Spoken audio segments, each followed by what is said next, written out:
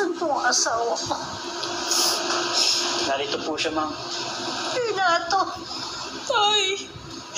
Renato! Tay!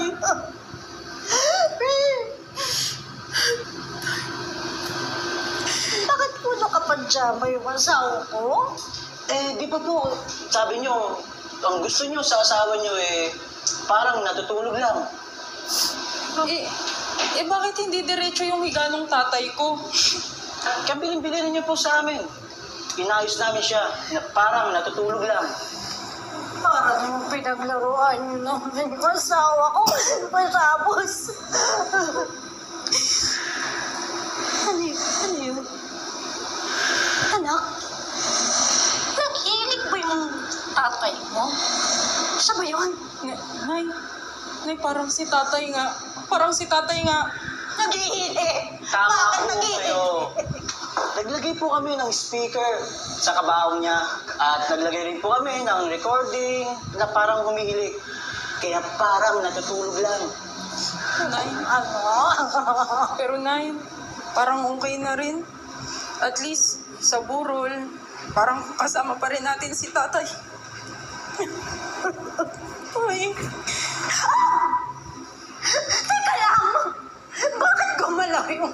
Huwag po yung matawag, huwag po yung matawag. Hindi ko pa pala nasabi sa inyo, no?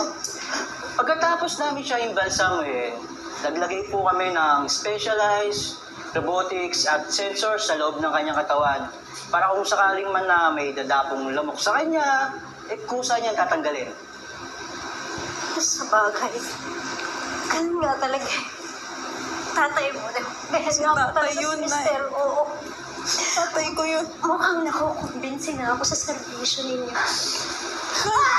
Ay, si tatay! Tumatayo si Huwag tatay! kayong matakot, huwag kayong matakot. Hindi tayo habulin yan, hindi tayo habulin yan. Eh, saan po siya pupunta? Nakaprogram po kasi si Sir na from time to time, tatayo siya para jumingil kunwari, alam niyo na, tapos hihiga ulit siya. Parang natutulog lang. Si tatay talaga yun. Ganun talaga yung ginagawa niya pag jumijingle siya eh. Okay na din, Nay.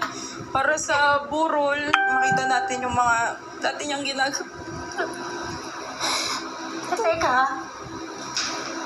Sir, bakit po may nakadikit pa pong isang kabao? Kasama po talaga yan sa package yung isang kabaho, ma'am. Para saan? Siyempre po kung parang natutulog na si Mister, dapat din po katabi niya rin po si Mrs. Ha? Para sa inyo po yung isa. Ayoko. Nay!